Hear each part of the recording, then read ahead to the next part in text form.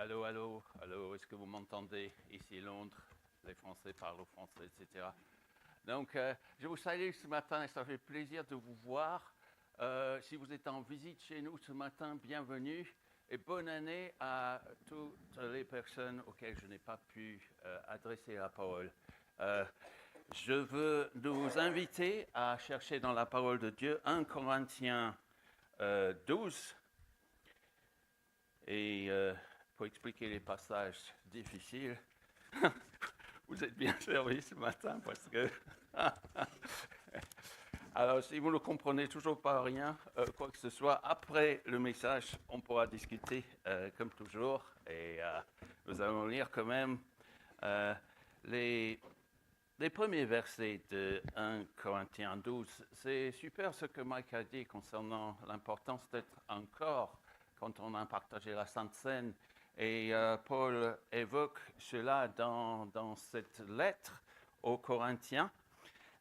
Et au chapitre 12, donc, et puis c'était super d'entendre parler du besoin du Saint-Esprit, parce que ce passage nous parle des dons que Dieu nous accorde au sein de son corps. Et il y a un psaume qui dit quelque part, toutes mes sources sont en toi.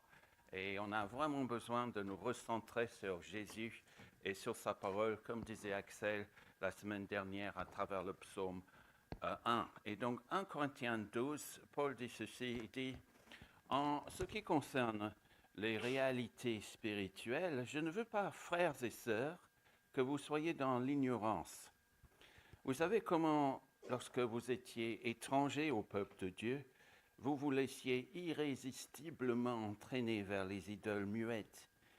C'est pourquoi je vous le déclare, personne, s'il parle par l'Esprit de Dieu, ne dit « Jésus est maudit ». Et personne ne peut dire « Jésus est le Seigneur » si ce n'est par le Saint-Esprit. Seigneur, je te prie de nous toucher par ton esprit ce matin, comme cela a déjà été dit et chanté, et que toi seul, tu sois notre enseignant, s'il te plaît. Au nom de Jésus, Amen. Eh bien, il y a une dizaine d'années, 10 ans, il y a 10 ans, dans beaucoup de villes françaises, les gens ont défilé sous le slogan « Je suis Charlie ». Et ces derniers jours, les médias ont posé la question « Que reste-t-il de Charlie ?» Je crois que certains ont parlé de l'esprit de Charlie. Mais que reste-t-il de cet esprit de solidarité dans une société de plus en plus fracturée? Certains avaient parlé des souvenirs de fraternité, c'est un mot chrétien, fraternité, ou des sentiments de communauté à travers ces manifestations, ces défilés. Et j'aime beaucoup l'idée de « je » avec Charlie. Je suis Charlie. C'est l'individu par rapport au groupe, par rapport à la nation. Et il se distingue, mais en même temps, il est solidaire avec le corps, la nation. Si bien, il y avait cette photo célèbre, cette vidéo célèbre d'un homme qui a embrassé un CRS. Et je trouvais ça génial. Mais qu'est-ce qui reste sur le terrain maintenant, dans cette société brutale et fracturée, qui exprime de plus en plus le chacun pour soi? Eh bien, moi, je peux vous dire, je suis vraiment heureux qu'il existe sur le terrain sartois de très belles initiatives. Cette semaine, j'ai échangé avec une étudiante issue qui vient d'un pays sinistré. Elle est ici en France. Elle est en train d'obtenir, enfin, je ne vais pas donner trop de détails, mais au lieu de se lamenter, elle a le regard tourné vers les autres. Et on a parlé ensemble d'une vision concernant le tramway entre la fac et le quartier, ici. Et les échanges à développer entre les deux zones, les échanges d'entraide, etc. Et puis j'ai découvert un groupe d'étudiants qui prennent le tram après leur cours pour accompagner les collégiens, je crois, dans certains quartiers du Mans, pour les aider avec leurs devoirs scolaires. Et je trouve que ce sont de très beaux exemples pour le bien commun, les uns qui se donnent pour les autres. Parce que franchement, être individualiste, c'est enfantin, c'est nul. Et je rebondis sur une remarque de Cédric dimanche dernier. Un chrétien seul ne fera pas long feu. Il avait raison. Quand une église est relativement petite, on connaît les uns les autres et c'est peut-être des individus qui sont là, qui ressortent. Mais plus une église grandit, plus l'individu s'efface devant le besoin pour chacun de trouver son rôle, son créneau d'activité. Et c'est pour cela, deuxième diapo, que le 2 février, il est prévu de se réunir pour échanger autour de notre vision pour les années à venir. Donc, c'est après le repas fraternel et vous aurez, je cite le bulletin, nous aurons l'occasion de participer à 2 ateliers au courant de l'après-midi, de 30 minutes, durant lesquels vous serez invité à donner votre avis, à être formé ou trouver une formation et faire des propositions. Prochaine diapo, parce que nous voulons accueillir les gens parmi nous et qui viennent de l'extérieur. Nous voulons soutenir les liens intergénérationnels. Moi, ça me fait du bien de voir dans cette église les rapports que l'on peut avoir, mais on veut développer ça entre les générations. Nous voulons devenir donc une église qui évangélise davantage, plus tournée vers l'extérieur, parce que c'est notre mission. Jésus a dit à nous tous, vous serez mes témoins. Et puis, je dirais pour résumer, en somme, nous voulons grandir. Nous voulons grandir tous ensemble en notre foi en Christ, en amour les uns pour les autres et pour Jésus, en qualité relationnelle, cet amour de 1 Corinthiens 13, en unité, comme dit Paul dans Éphésiens 4, efforcez-vous de garder le lien de l'esprit, l'unité qu'il nous donne, et puis en connaissance de la parole de Dieu, parce que toutes nos sources sont enracinées dans cette parole et la communion avec Dieu et avec les autres qui en émanent.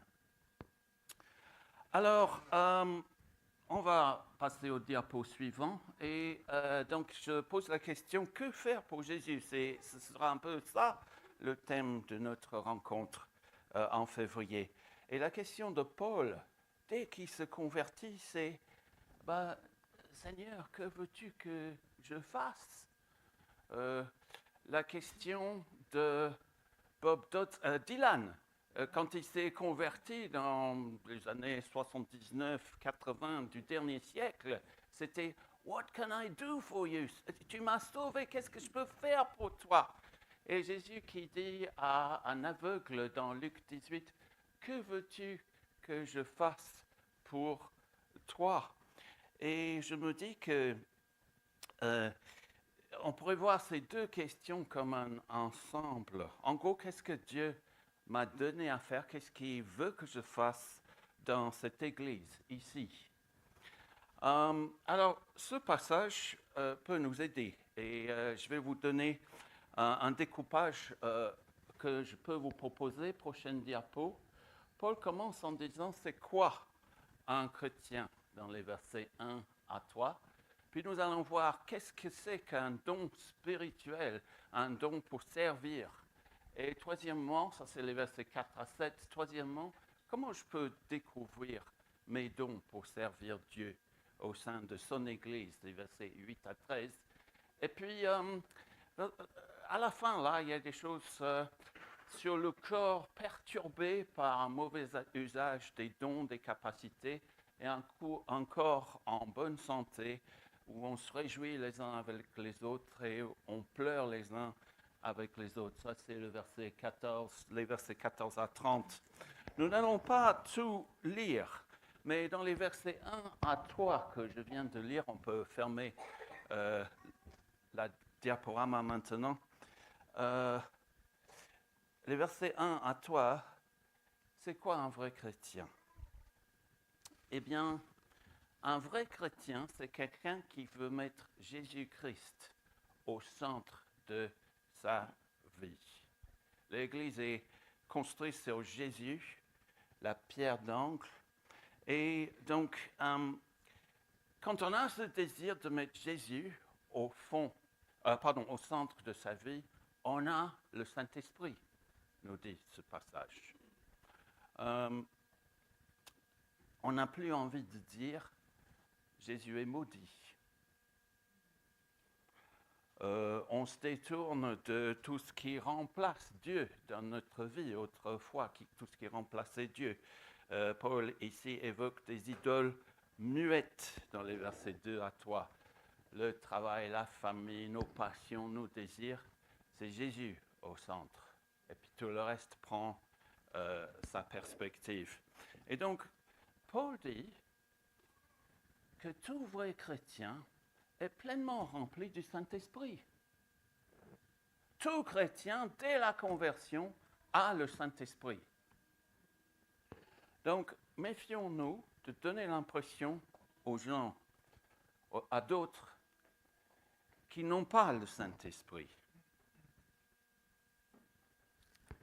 Vouloir mettre Jésus au centre de nos vies, de nos paroles, de nos actes, c'est un signe de la puissance de Dieu, c'est un signe que le Saint-Esprit est actif dans nos vies.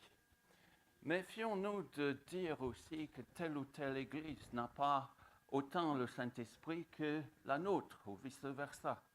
S'il vous plaît, on ne veut pas dire du mal du corps de Christ. Il y a des nuances, il y a des manifestations différentes de l'Esprit selon ce passage. Et méfions-nous des gens qui se croient capables de tout. Ah, je peux faire ceci, je peux faire cela. Parce que si vous vous sentez pas à la hauteur, un peu nul, faible et pauvre, démuni, c'est autant de signes probables que le Saint-Esprit habite en vous. Parce que Jésus a dit, sans moi, vous ne pouvez rien faire. Et Dieu sait les jours où je me lève, je me dis non. Et puis, il me prend et il m'aide, l'Esprit. Alors ensuite, dans les versets 4 à 7, qu'est-ce qu'un don spirituel? On va lire ces versets. Paul dit, il y a diversité de dons, mais le même Esprit. Diversité de services, mais le même Seigneur. Diversité d'actes, mais le même Dieu qui accomplit tout en tous. Or, à chacun, la manifestation de l'Esprit est donnée pour le bien commun, pour le bien de tous. Les dons spirituels pour participer à la vie de l'Église sont des capacités que Dieu donne à chaque chrétien. À chacun, l'Esprit est donné, la manifestation de l'Esprit, verset 7, pour le bien de tous, à la fin du verset 7, pour le bien commun. Donc, c'est pour les autres. Ce n'est pas pour combler mes besoins. Et voici un paradoxe, quelque chose, c'est un bienfait dérivé de servir les autres. Lorsque nous mettons les besoins des autres devant les nôtres, on reçoit des bienfaits. Paradoxalement, on apprend à se connaître quand on fait ce qui doit être fait. Si on fait le ménage ici, ou la vaisselle, ou on nettoie la salle des repas après avoir mangé ensemble. Quand on travaille en équipe, on reçoit de la part des autres à travers des échanges, Je me souviens d'il y a quelques années, je ne sais pas si Mathieu s'en souvient, on devait faire le ménage ensemble. Et on avait juste l'heure du midi, la pause du midi pour faire ça. Et en travaillant avec Mathieu, on a réparti les tâches. Et moi, j'ai découvert que j'étais plus doué pour balayer que pour laver. Je crois que c'était ça, hein, Mathieu. Et puis, on a fait ça dans l'espace d'1 heure, 1 heure et quart, c'était fait. On est reparti, chacun au boulot, mais ça m'a fait du bien. C'était pareil, donc, quand on a changé le roulement pour le ménage, à travailler avec Philippe et Irène. Et là, on a su répartir les tâches différemment. Et je salue Philippe, on prie pour toi parce que si un membre du corps est malade, on souffre avec lui. C'est très intéressant de travailler avec une variété de personnes parce que, deuxièmement, non seulement on apprend à se connaître, à connaître ses dons, mais cela renforce la fraternité, la communion fraternelle. Dès qu'on commence à faire des choses dans l'église locale, on est en connexion avec les autres. Et puis, troisièmement, on s'épanouit soi-même. Hein, lorsque l'on sert comme ça, on se rend compte que l'on fait partie, on est dans une équipe capable de toucher les vies des autres, les visiteurs, les frères et sœurs qui franchissent les portes. Dimanche dernier, ça m'a vraiment touché d'arriver en premier ici, au CEP, et de voir que tout était bien propre. Et j'avais envie de remercier ceux qui avaient fait le ménage, parce que c'était un message. Ça se voit dès l'entrée. J'étais ébloui. On a chanté ébloui. Hein. Et donc, ça m'a fait du bien. Et tout était comme ça. J'étais tout seul ici au début. J'ai regardé. Waouh! Et donc, on fait des choses dans l'Église, non pas pour combler nos besoins. On fait des choses dans l'Église, non pas pour nous épanouir. On fait des choses dans l'Église parce que Jésus nous a donné sa vie. Il a donné sa vie pour nous. Le Fils de l'homme n'est pas venu pour se faire servir, mais pour servir et donner sa vie en rançon pour beaucoup. Marc 10, verset 45. Donc, changeons d'avis si nous venons à l'église pour consommer l'église. On ne recevra rien, ou peu. Mais si on est là pour les autres, je pense à ce chant, ce beau chant que Cédric a choisi dimanche dernier, le chant « Roi serviteur ». Apprenons donc à servir, en laissant Christ régner en nous, car en aimant nos prochains, c'est Jésus-Christ que nous servons. Amen. Alors, les versets 8 à 13 nous montrent, si on se pose la question, comment découvrir mes dons? Ça se voit dans ces versets 8 à 13. Je vais lire un petit peu. À l'un est donné, verset 8, par l'Esprit, une parole de sagesse, à un autre, une parole de connaissance, selon le même Esprit. À un autre, la foi, par le même Esprit. À un autre, des dons de guérison, par le même Esprit. À un autre, la possibilité de faire des miracles. À un autre, la prophétie. À un autre, le discernement des esprits. À un autre, diverses langues. À un autre, l'interprétation des langues. Mais toutes ces choses, c'est un seul et même esprit qui les accomplit. En les distribuant à chacun en particulier, comme il le veut, le corps forme un tout, mais a pourtant plusieurs organes. Et tous les organes du corps, malgré leur grand nombre, ne forment qu'un seul corps. Il en va de même pour Christ.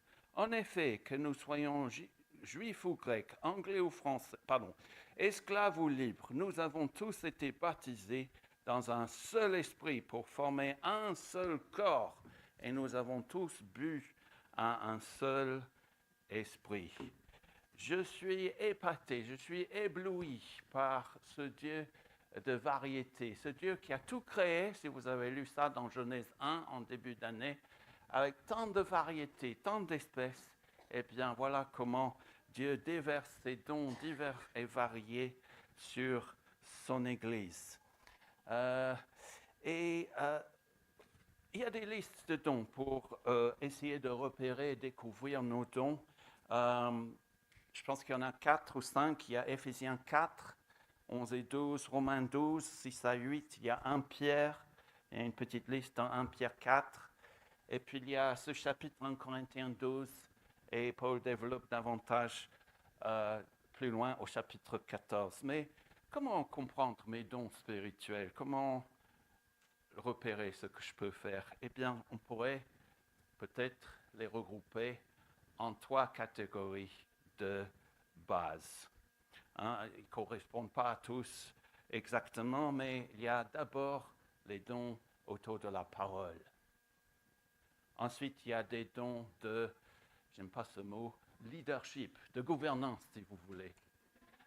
Et puis, troisièmement, il y a les dons de service.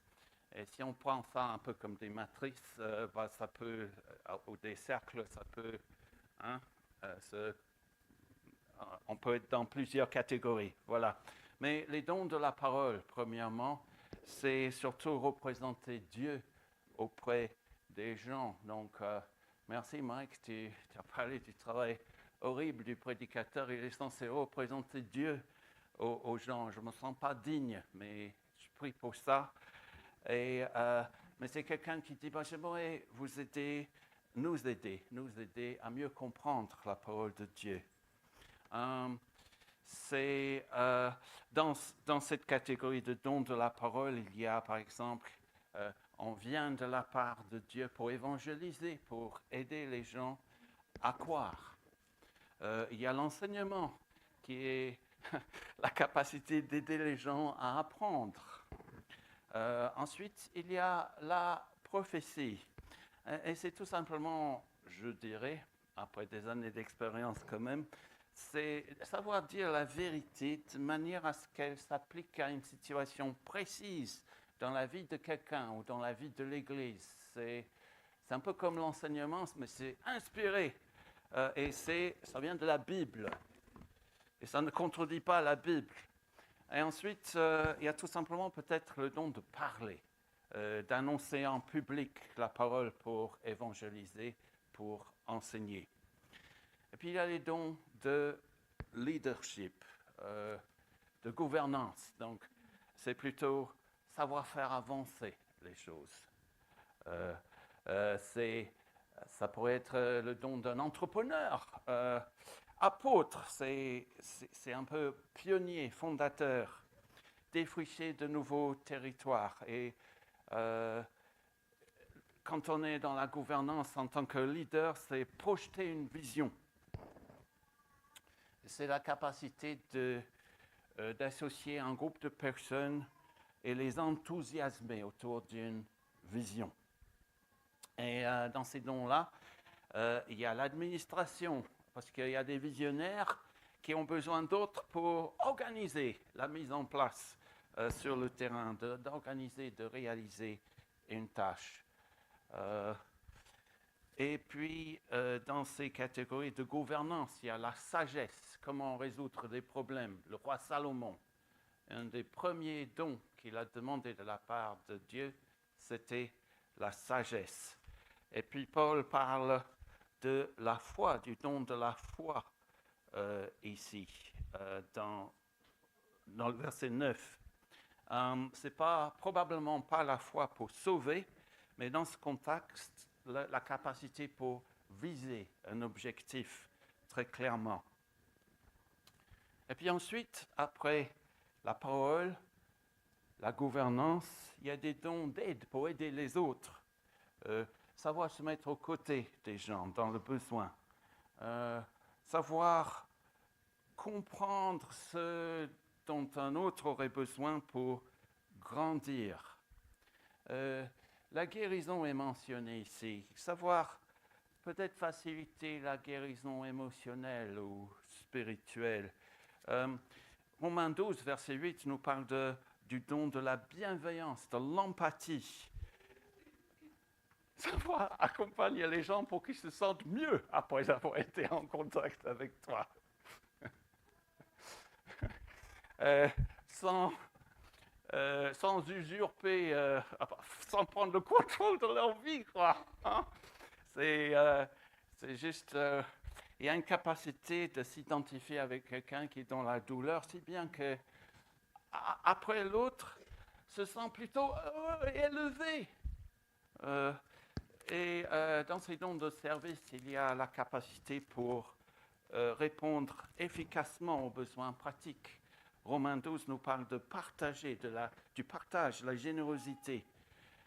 Donner aussi son temps, aussi bien que son argent.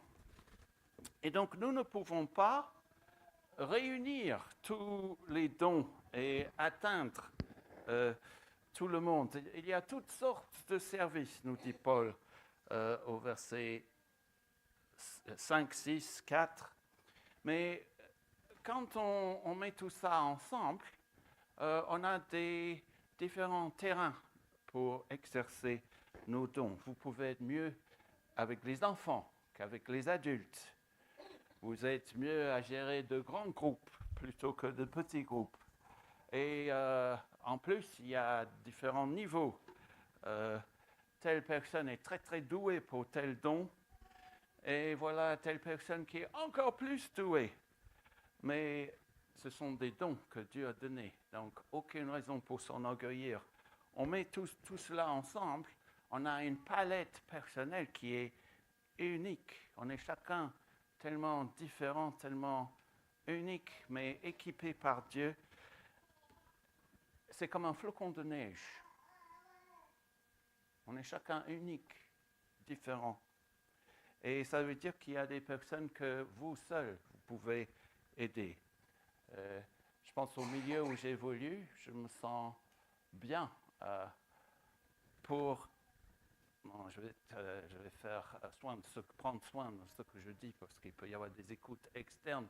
Mais je me sens bien dans le milieu où j'évolue tous les jours, parce que c'est des personnes avec lesquelles je me sens en phase. Donc on a des échanges très intéressants qui me permettent de transmettre la bonne nouvelle. Et ça fait du bien après des années sur place. Mais on est équipé à faire telle ou telle chose spécifiquement dans la vie de l'Église que toi seul tu peux faire. Et Paul dit dans Éphésiens 2, nous avons été créés en Jésus-Christ pour des œuvres bonnes que Dieu a préparées d'avance afin que nous les pratiquions. Éphésiens 2, verset 10. Et on peut se demander, mais comment je peux trouver ce que je peux faire au sein de l'Église? Et il y a peut-être 3 choses à souligner ici. Premièrement, connaître la différence ou comprendre la différence entre les dons et les fruits. La Bible dans Galates parle du fruit de l'esprit. Le fruit de l'esprit, c'est quoi? C'est l'amour.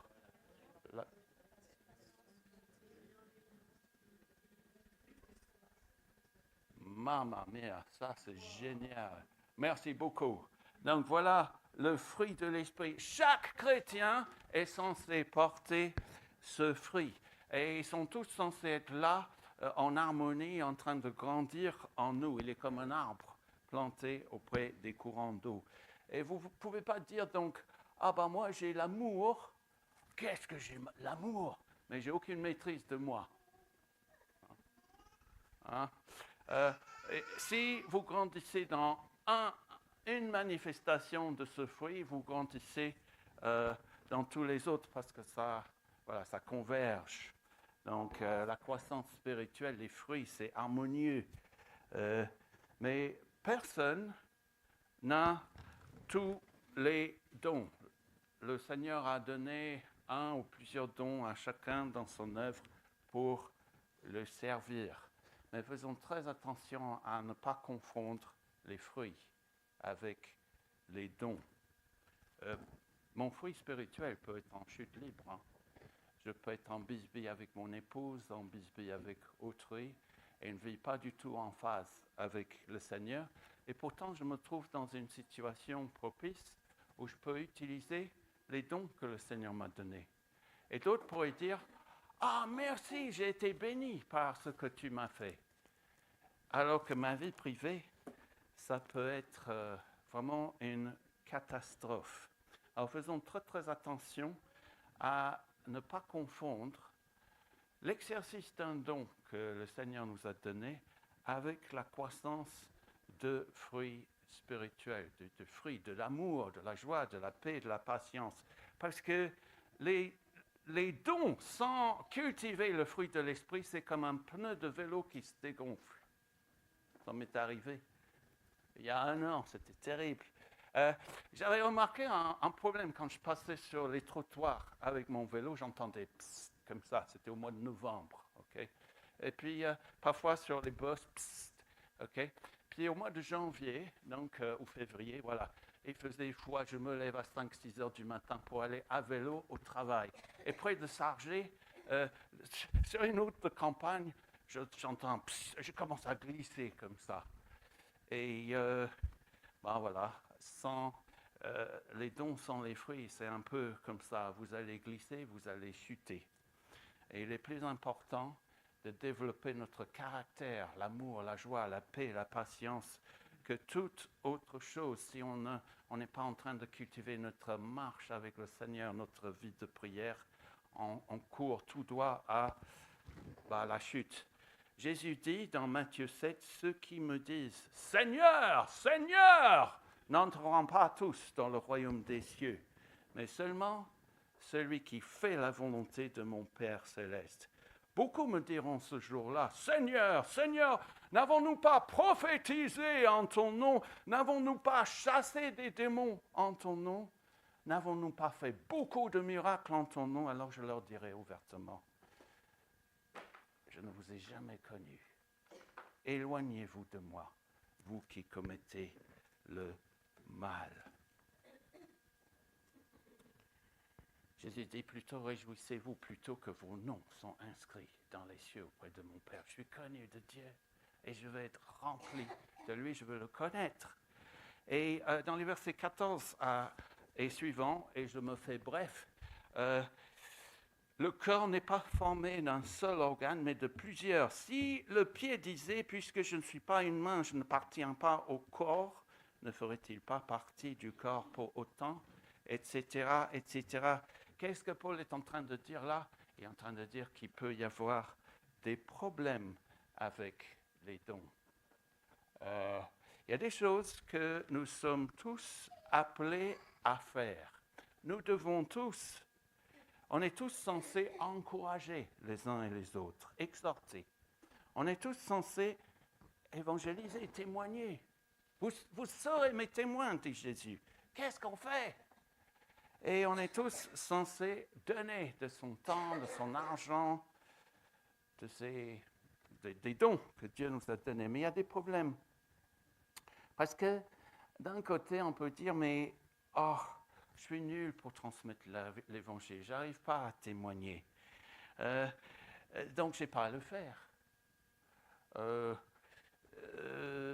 Je n'ai pas de don pour le service, pour aider les autres, donc je n'ai pas à le faire. Et de notre côté, l'autre problème, c'est de projeter ses capacités sur les autres, de regarder, de se sentir en infériorité par rapport à ceux qui ont des dons très visibles et de vous sentir un peu coupable de ne pas les avoir. Ou bien, si vous croyez avoir un don, il est facile de prendre votre don et de votre service, de croire que tout le monde est censé faire comme vous. Hein? Et là, on arrive au point où on dit, j'ai pas besoin de toi. Ou, non, je ne peux pas faire ça. Vous êtes nuls. Il n'y a que moi.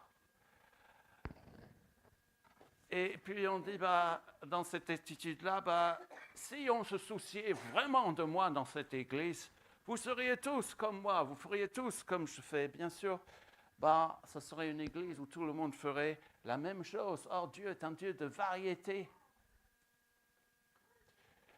Donc,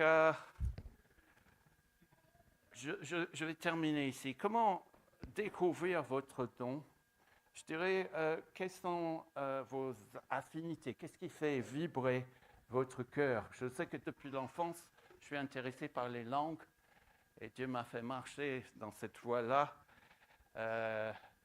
L'analyse des textes. Quels sont les besoins dans l'Église? Parfois, on est dans une situation où on ne peut pas exercer ses dons. Hein. Quand j'étais étudiant, donc j'ai choisi une église locale parce que je crois que la Bible nous exhorte à trouver l'église la plus proche. Et vous savez que je suis musicien, donc une des premières choses que j'entends, c'est bah, on ne croit pas que vous puissiez jouer de la guitare ici. Hein? Donc je dis OK. Donc ils ont utilisé un raisonnement fallacieux qui vient de Genèse 4, les dons là, Caïn et Tubal-Caïn, c'est les inventeurs des instruments de musique. C'est pas permis dans la maison du Seigneur de jouer de la musique comme ça. Donc on chantait a cappella. Donc je disais, waouh! Donc je suis jeune, je suis révolutionnaire, mais je ne suis pas là pour faire la révolution. Je vais découvrir cette église parce que la Bible, enfin, quelque part, on est censé être membre d'une église locale. Et donc, waouh, c'est fou parce que j'ai découvert des amitiés au sein de cette église qui durent jusqu'à aujourd'hui. Et j'ai été béni autrement parce que l'enseignement était très bon, très très bon, à part le truc sur, parce que en tant qu'étudiant, ma spécialité, c'était de commencer à analyser des textes, mais je me suis dit, waouh, donc j'ai développé des dialogues avec les autres, ça m'a poussé à interroger davantage ma culture pour voir comment connecter la Bible avec la culture ambiante. Et c'est pour cela, enfin, ils avaient renié tout un pan entier de ma vie, mais qu'est-ce que c'était enrichissant au niveau des qualités relationnelles. Ils étaient très sympas pour l'accueil, pour nous, les étudiants. Et donc, j'ai appris des choses. Donc, si vous ne pouvez pas exercer vos dons tout de suite, ben, ça peut être une source de bénédiction. Parce qu'on apprend un tas de choses. Bon, je vous remercie parce que, mais je sais que ce sujet peut diviser. Mais Paul en sait autant parce que l'église de Corinthe, si vous connaissez cette église, j'étais là avec eux, c'était le bazar. Et donc Paul dit, ne vous faites pas d'illusions. Les gens, ils devraient venir dans l'église, vous à Corinthe, vous au Mans, vous au CEP, et dire, waouh, il y a la bienséance, il y a l'ordre. C'est pas le brouhaha, c'est pas tout le monde qui parle en même temps, mais quand quelqu'un parle, même si c'est une langue différente, il y a un traducteur. Les langues, ils ont une grammaire, une syntaxe, du vocabulaire, c'est pas du comme ça. Et Paul dit, mais quand les gens viennent chez vous, on devrait voir, waouh, chacun a quelque chose à faire, chacun a quelque chose à dire. Waouh, il n'y a pas de clergé, pas de laïcité. De laïque, c'est tout le monde a quelque chose à apporter à l'édifice en Christ. Et si vous pensez autrement, je vais vous montrer la voie par excellence. 1 Corinthiens 13. Sans l'amour, je ne suis rien. Sans l'amour, tout ça, cela ne sert à rien. Amen.